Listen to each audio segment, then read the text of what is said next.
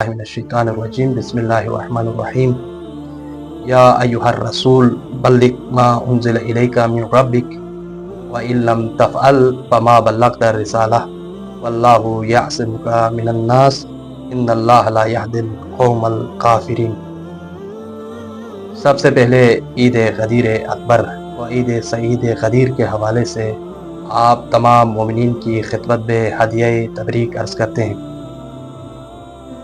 جیسے میں نے آیت قرآنی کا تلاوت کا شرف حاصل کیا، جس میں سورہ مائدہ آیت نمبر 67، جس میں خداوند متعال فرماتے اپنے پیارے محبوب سے مخاطب ہو کر فرماتے ہیں یا ایھا الرسول بلغ ما انزل الیک من ربک، اے رسول آپ پہنچا دیجئے، ابلاغ کیجئے جو کچھ آپ کے رب کی طرف سے آپ پر نازل ہوا ہے۔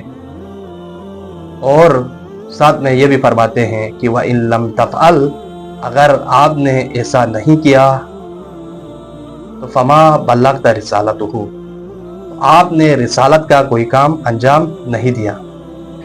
واللہ یعصمک من الناس، اور اللہ جو ہے لوگوں کی شر سے آپ کو محفوظ کرے گا، یعنی محفوظ رکھیں گے آپ کو۔ ان اللہ لا یہدی القوم الکافرین، بے شک اللہ جو ہے کافروں کو ہدایت نہیں کرتا۔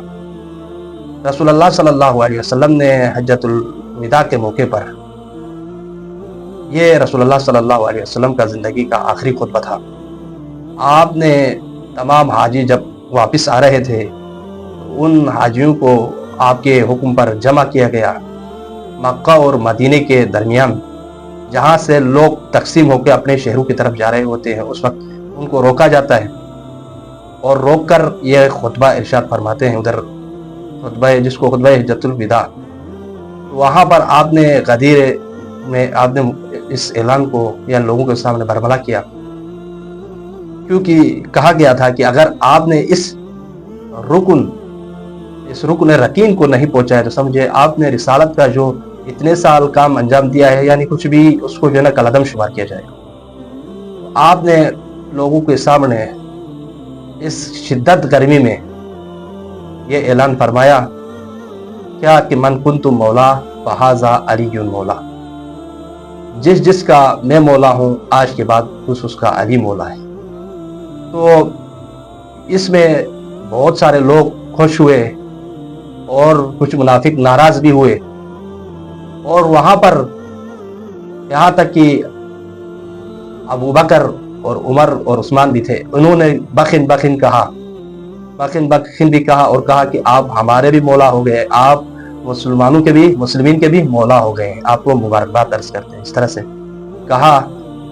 لیکن ماجرا یہ ہوا کہ واہ کی حد تک انہوں نے مانا ہوا تھا، بعد میں اس رکن کو انہوں نے مانا نہیں، اس ولایت کے پیغام کا معنی کو انہوں نے کچھ اور جہت میں لے کر چلے گئے۔ تو جب اس کا اعلان ہونا تھا تو انہوں نے یعنی اپنے کچھ مثلا جو اعلان ہوا تھا اس سے کچھ لوگ بعد میں جو اعلان کے بعد جو ہے نا منحرف ہو گئے، یعنی انہوں نے کہا کہ اگر یہ جو ہے اے رسول، ایک منافق جس کا نام بتایا جاتا ہے کہ نعمان بن حارث بن طاہری، اس طرح کا نام ہے، تاریخ میں ملتا ہے کہ وہ جو ہے نا رسول اللہ صلی اللہ علیہ وسلم کے پاس آ کر اعتراض کرتا ہے، کہتا ہے کہ یہ کیا، آپ نے روزے کا کہا ہم نے روزہ رکھا، آپ نے نماز کا کہا ہم نے نماز پڑھی، آپ نے کہا لا الہ الا اللہ پڑھو تو ہم نے لا الہ الا اللہ پڑھا، اب یہ کیا کہ آپ نے اپنے چاچا زاد کو ہمارے اوپر مسلط کیا ہوا ہے، کیا یہ حکم آپ کی طرف سے ہے یا اللہ کی طرف سے ہے؟ تو رسول اللہ صلی اللہ علیہ وسلم نے کہا کہ یہ حکم جو ہے نا اللہ کی طرف سے ہے، یہ امر خداوندی ہے۔ اس وقت اس نے یہ کہا کہ اگر یہ امر خداوندی ہے تو میرے اوپر آسمان سے پتھر برسا دے۔ سأل سائل بعذاب واقع، مانگنے والے شخص نے کیا مانگا؟ عذاب مانگا۔ کہا کہ اے رسول اگر یہ سچا ہے اور یہ واقعہ سچا ہے اور اللہ کی طرف سے ہے، برحق ہے، تو یعنی ہمارے اوپر عذاب نازل کر دیں۔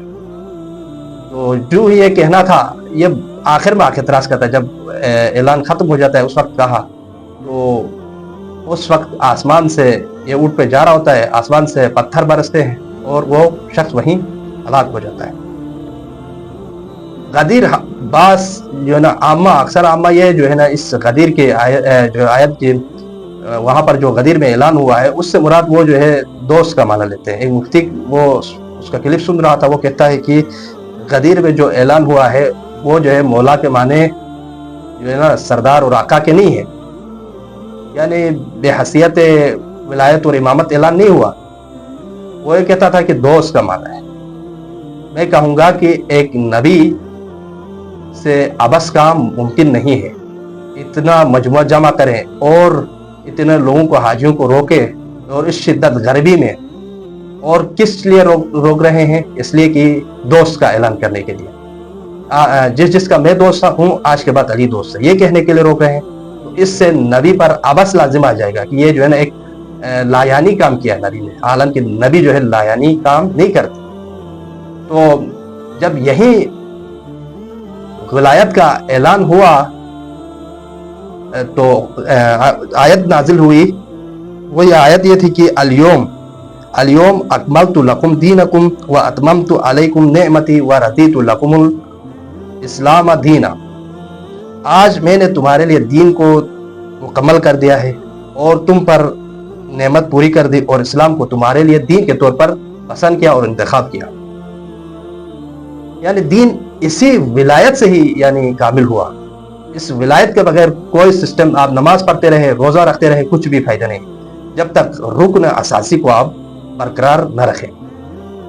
ولایت کے اعلان کے 2 مہینہ 10 دن کے بعد جو ہے نا رسول کے رحلت ہونے کے بعد 2 مہینہ 10 دن یعنی 70 دن کے بعد امت جو ہے نا اس ولایت کے سسٹم کو فراموش کرتی ہے، بھول جاتی ہے.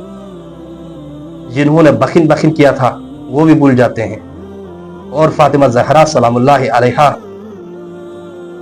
جب ولایت کی و امامت کی گواہی مانگنے کے لیے جاتی ہے دروازے پر، تو بعض افراد جو ہے نا دروازہ کھولتے ہی نہیں ہے. اکثر طبقہ وہ وہاں پر کھولتے ہی نہیں دروازہ. اور جو دروازہ کھولتے ہیں وہ کیا کہتے ہیں کہ ہمارے حافظے کمزور ہو گئے. 2 مہینے 10 دن میں لوگوں کے حافظے کمزور ہو گئے. ولایت اور امامت، بعض نے کہا کہ ہم نے تو اصلاً رسول نے کچھ فرمایا ہی نہیں ہے، انکار کیا. لیکن اساسی رکن کے لیے اس کے بارے میں بہت ساری متعدد آیات اور